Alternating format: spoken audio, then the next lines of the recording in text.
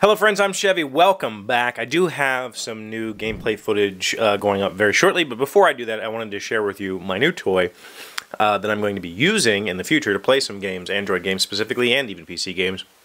And that is the Mad Catz C.T.R.L.R controller. This is a Bluetooth controller that works with Android and PC. Or Mac, for that matter. And this is not sponsored. I bought this myself because I wanted a controller. I thought I'd talk to you about it in case anybody's interested in buying this. The reason I bought this particular controller was because I Googled. And it appeared at the top of like every controller review list. Oh, this is the best, so let's buy it. And it's expensive. It's like $50 or so, right around there. And I will tell you that I don't believe it's worth $50 right off the bat, but we'll get into why here in just a second. I do have some history with wireless controllers. I had a Moga Power. This isn't the Power series. Maybe it is. Huh, I did. Yeah, the Moga Hero Power. It's like their little controller, and I bought this. I think it was like $20 something. It was on sale, and I bought it, and it worked. It was okay, but it's way too small for my big hands. I'm 6'4". I have very large hands. You can see this controller, you know, is hidden behind my hand.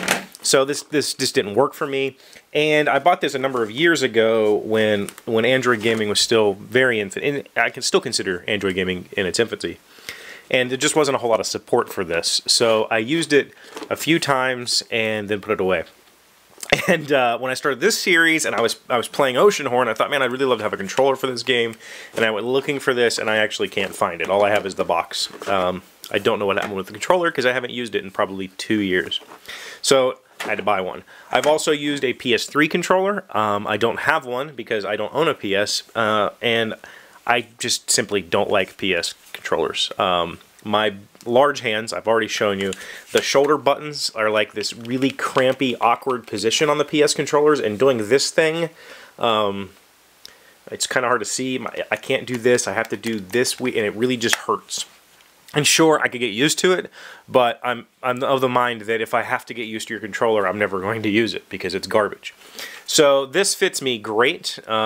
This is roughly the same size as an Xbox controller. It has the same basic configuration of a stick, D-pad, 4 buttons, 4 shoulder buttons, start, all that crap. Here's the thing. One of the other reasons I bought this is because it takes AAAs. Not rechargeables. I hate rechargeables because then I have to stop playing to recharge, or I have to carry cords with me. This I can always just get AAA batteries, slap them in there. Surprisingly, it comes with them in the box. I don't think it told me that anywhere when I ordered this. So they do come. It does come with 2 AAA batteries. They're probably garbage. I don't know. I have probably 5 hours on the controller already, and yeah. The pads, the little pads there. I don't know if you can see those. They're decent. They're okay. Like the Xbox controller, the down press is very light, so it's very easy to accidentally do this. I really only ever notice it like playing Minecraft or something because this changes camera angle, but it is a very weak down press, so it's very easy to accidentally press that.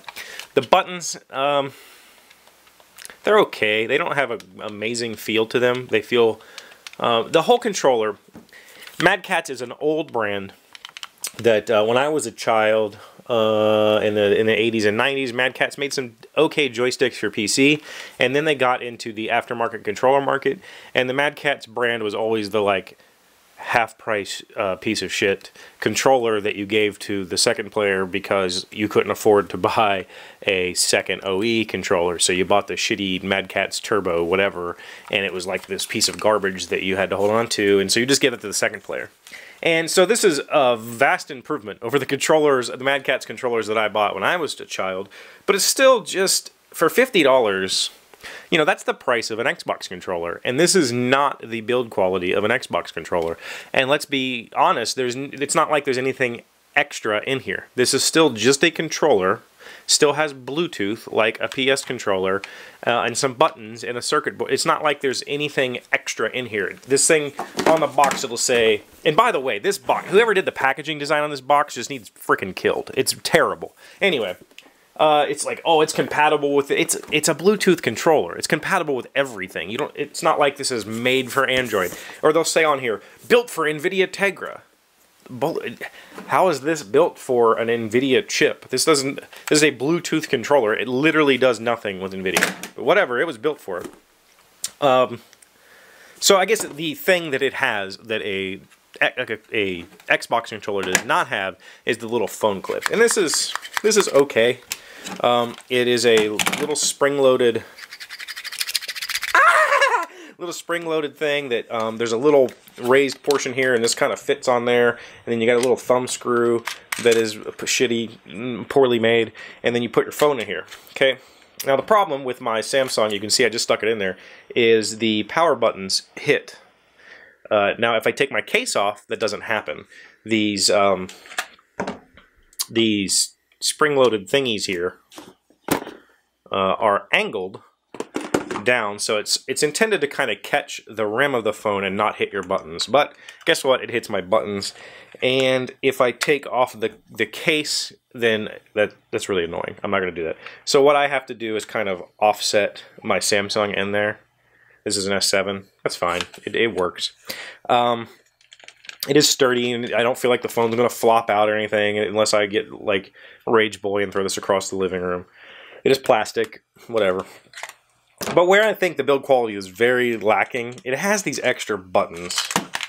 It has these media control buttons. You've got play and fast forward and volume. You can adjust the volume here.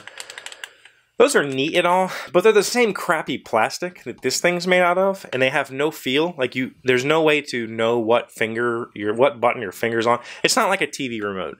Like you couldn't just pick this thing up and hit play. You'd have to look at it and find play and then hit it, because there's no feel, and they're not rubbery. They're just the same shitty plastic. The same with the back and the start buttons are the same crappy plastic. They could have done a little better design there, and quite honestly, I'm not sure what the point of those are. I'm not going to put my phone in a controller to watch a YouTube video. Like, for one, this particular phone, the S7, and in this little doodad here, the controller literally won't hold it up. So it's not like it's a stand I could set it on to watch my video. That just simply isn't going to happen. So why the hell? I'm not going to sit here and hold my phone like this. I'm watching a movie, man. Leave me alone. It's it's not a use case. So those buttons could have gone away. And it has a slide switch here, which is used to switch between, like, I don't know, triangle mode, whatever the hell that's supposed to be, mouse mode, or PC mode. This is a really shitty little switch, like just a piece of shit. Like I'll never move it because I'm afraid it's just going to fall off, right? And I have used mouse mode, and it works. So you can scroll around and stuff, and you can kind of use this to control. If you had a media center on your TV, for instance, you could use this, and it would work. But for 50 bucks, save your money. But I would buy a $20 Android controller that'll do everything this would do, and I wouldn't feel like I got taken. You know how that feeling when you get taken because you bought a $50 Xbox controller? It's the same feeling here. This isn't anything special. And nowhere on this packaging, anywhere does it tell you what the C.T.R.L. little r stands for. So yeah, I don't know. I can't answer that question for you. What I can tell you though is I don't really think it's worth the money. It's a good controller. I would buy it. If it was $15 less, I would say go ahead and get it. It's 50 bucks or 60 bucks or whatever the hell the price is. Just buy something better. Buy something nicer. So that's it. That's my take. I'm gonna keep using it because I bought it and I don't have a better option right now. But I don't recommend it. There you go.